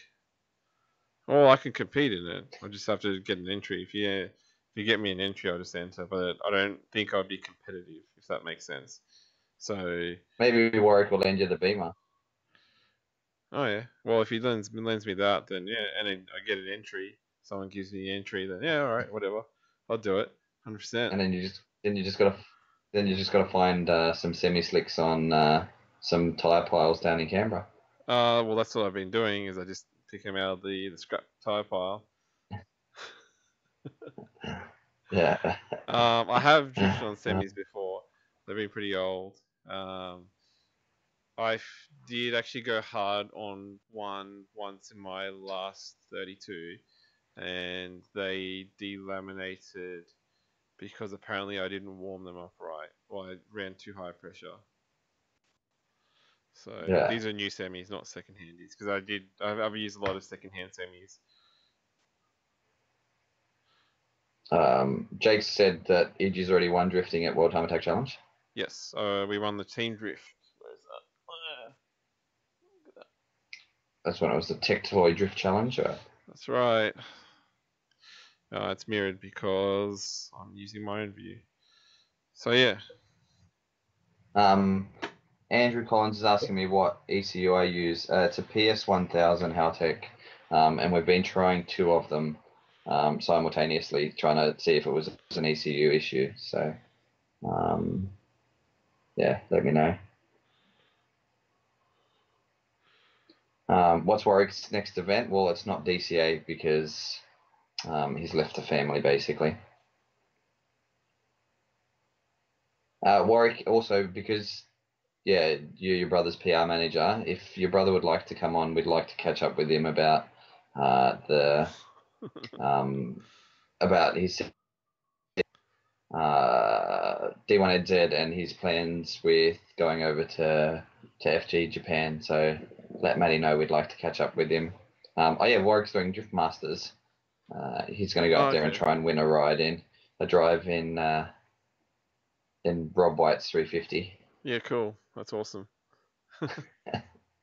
I'm pretty sure he's driving pro, but we'll just give him shit. Oh, really? Yeah. Yeah, he's driving pro. Oh, okay. All right.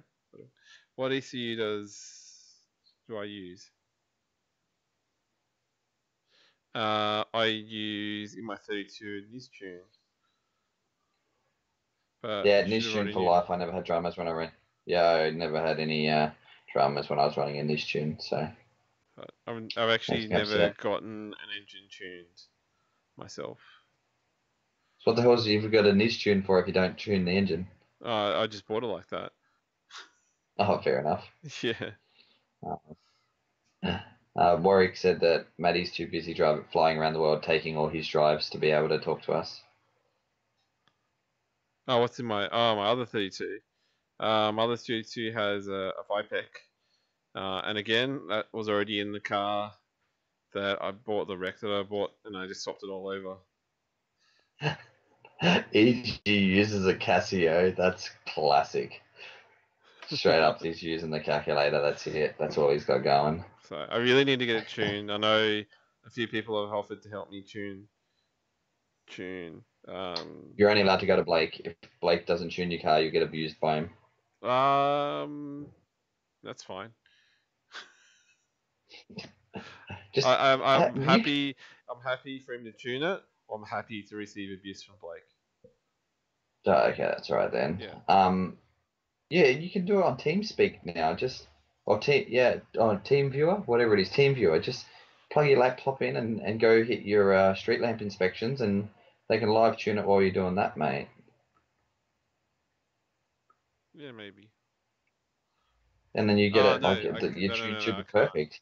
No, there's no reception. No reception out there? Yeah, that's one. Connor's got big enough antennas on his car to get your reception, doesn't he? No, it's very limited. So where we did the boost tune, was no reception. So that's like where we can do like big long pulls. Yeah. Yeah, no, there's no reception. So Blake's just going to have to go down for some street lamp inspections and jump in the car beside you. The 180. The 180, Nick actually had that tune. It's only an SAFC, so it's technically, I guess it's running the stock computer.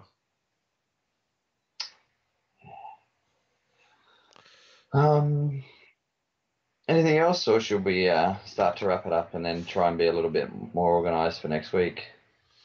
Yeah, I guess so. Sort of tossing up who to get on for the guests for next week. Should have more of a discussion with you.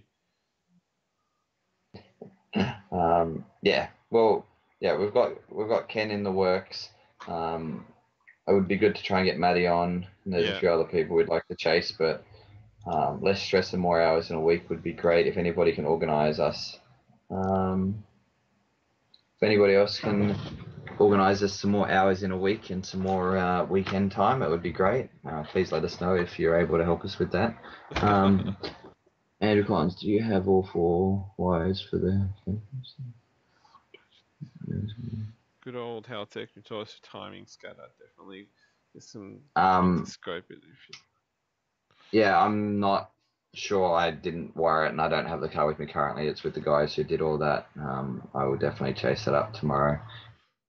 Staying grounded article that Paul sent me, so I have some investigation to do. So hopefully that gets have I tried meth? It depends on which meth you're talking about.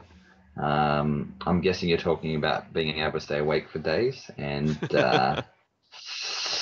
I'm not sure I'm willing to try at this stage. I already have bad habits. It's called drifting, and I spend all day on the ice too. So it's enough ice and bad habits for me.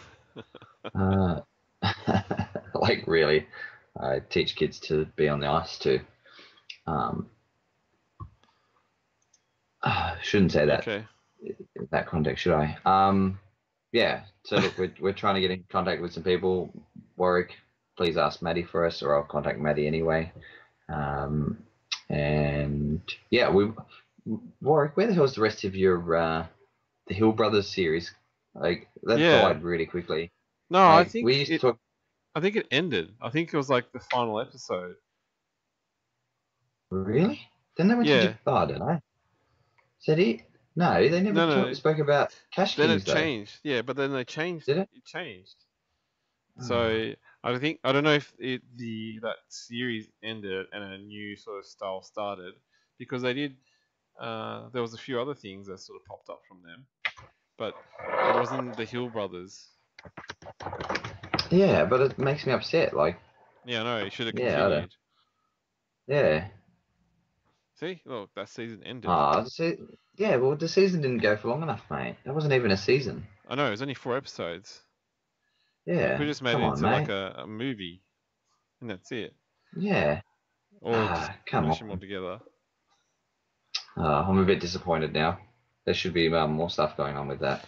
It should be like a special stage or like a bonus.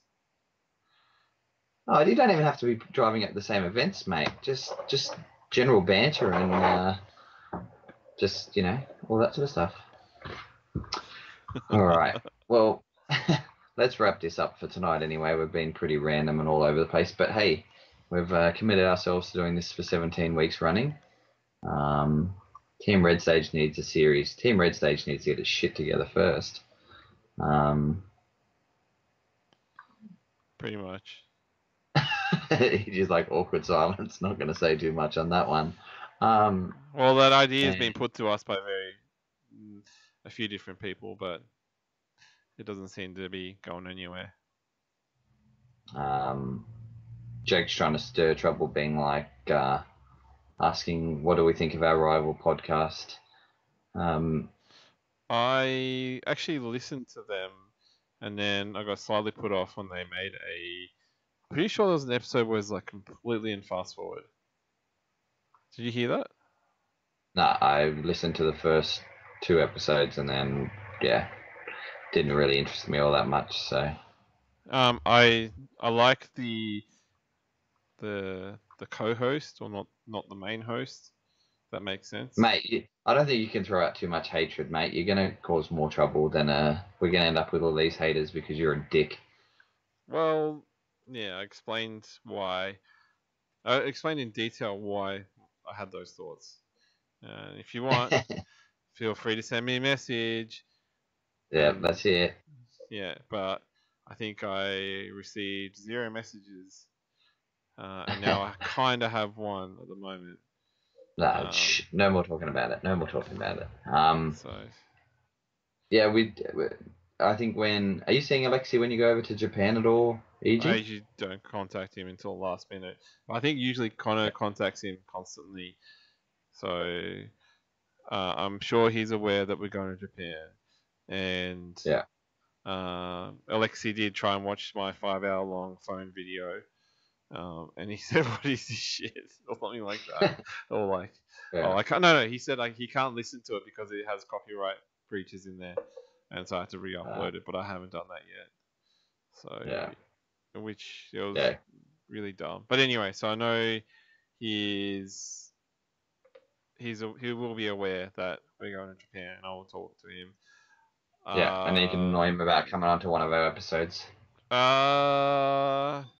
We can go on to his. No, yeah, you're right. Yeah, we can annoy him because he's pretty busy. Like he's Alexi's done some good stuff with his own stuff plus the stuff he's done with Maximum Driftcast. So he probably doesn't want to come on here and speak to the 15 people that watch ours live. But I think he did actually check out one of the episodes that we aired, but it was like one of the early episodes, and I don't know how long he actually watched it for.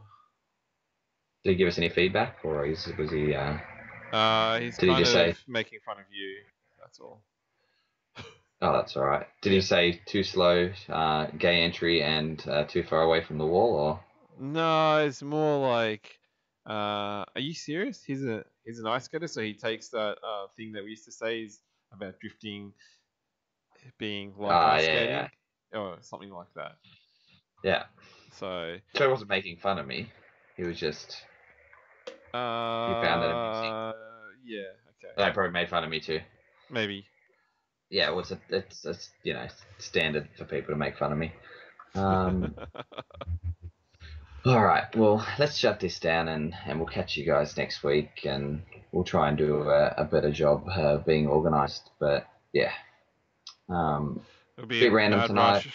Yeah, mad rush this weekend to try and get Rob's car ready for next week. Yeah, good luck with that. I have a motor if he needs it, but I might end up there, so we'll see what happens. So And we'll see yeah, what happens. yeah, we'll do. So next week we'll try and get a guest on, and then Yep. the following week it'll be a wrap up of the bash and of DCA. DCA. So yeah, we were planning on doing some stuff down in Tassie, but I won't be there now. So EG can do some annoyances down there, and if I make it up to Port Macquarie, I'll try and do some annoyances up at Port Macquarie. Okay, we'll see how we go. I'm pretty much out of data, so Yeah, all good. All right. Well, Yeah. good night, guys, and Okay. thanks for putting up with our random episode tonight. I reckon we should have an episode where we get guests in like they did on Maximum Driftcast. Just like Where it's random just like a guests. roulette style. Yeah, just like if people want to call in, then they somehow get in contact with us. We'll call them in, and then we'll cut them off in like 10 or 15 minutes, and just like bam, gone. Yeah, that'd be cool. I think we should, definitely should look at that. We just got to avoid Mitch getting on there because he'll try and set the record for the longest episode like he did on the one that he came on. But he only has 15 minutes on there, and then we'll just cut him off. Oh, yeah, okay, that works too Yeah. then. So, something like that. Yeah. Connor wants us to do high five. I don't even know which way. Wait, we were opposite to normal. I didn't even realize. Are we? Oh, yeah, shit. Yeah. I gotta find. Where am I? I've got like light switch. I'm like there. Oh no. Are we touching? Are we touching hands? Are we touching hands? Yeah. Oh, I'm actually getting to see this. Huh? Just that Oh, no. roulette. Huh? So, are we touching? I'm guessing we're touching hands. Yeah, it's all good. Yeah. All right. Oh, poor ready? connection. Okay. Ready? 3, 2, 1. Yes. Okay. I'm sitting here like holding hands with. Chat roulette would be hilarious. Yeah, we'll see about that. Yeah. All right. Okay. Thanks for listening, guys. Okay. Thanks, Shut 'em guys. down. Okay. Let me. Now we can talk. Then we can talk about all those guys in the chat. Okay.